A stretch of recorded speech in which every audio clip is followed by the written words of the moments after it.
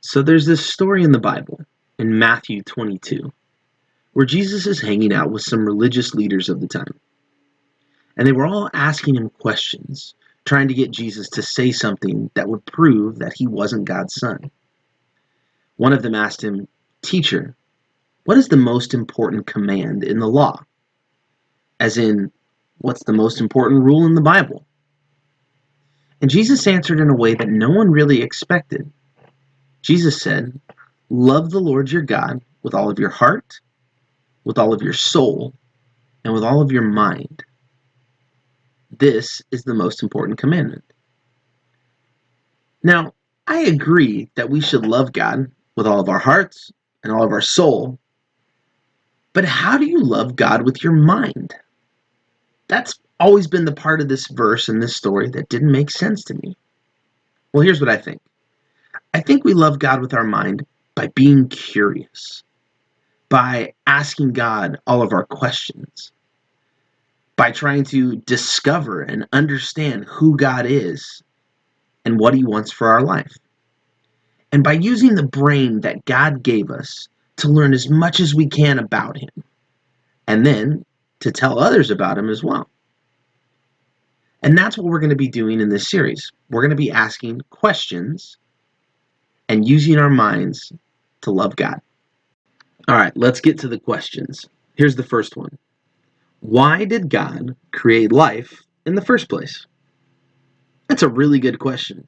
And I don't know that anybody has the answer for this one, but I have a thought. When you are the creator of creativity, like literally you created creativity, and you have all of this awesome creative power that you have to have an outlet for. And so God poured all of his creativity into creating the universe and the planets and the stars and the mountains and trees and oceans and animals, everything in the universe. And then he created us, his favorite creation, to just be able to enjoy all of it and get to share in the experience of living in it. That's how much God loves us, is that he would go through all of that trouble and create this big, massive universe just so we could enjoy it and enjoy him. Okay, question 2. What does God look like? Again, this is a really good question, but hard to answer. According to the Bible, no one ever saw God in person.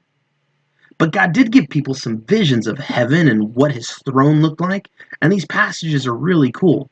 A lot of them describe God as being this pure, bright light, the purest and brightest light you can imagine. Others talk about his eyes being like fire and that he's surrounded by these beautiful gems, and it even says that a sword comes out of his mouth and that his voice sounds like rushing waters.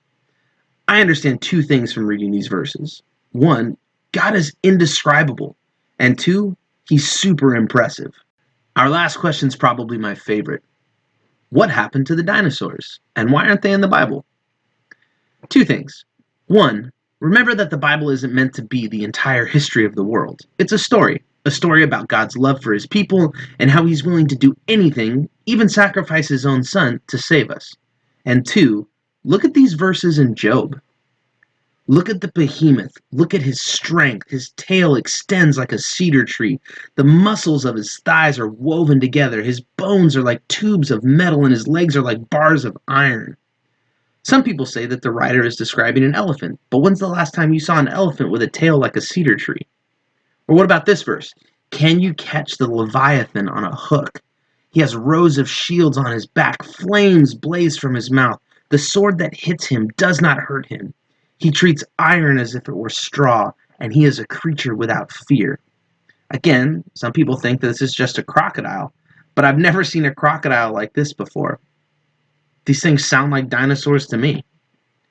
We don't really know what happened to the dinosaurs, but I do know that our God has created some really amazingly strong things, and I think that dinosaurs were definitely some of his best work. Right after you and me, of course.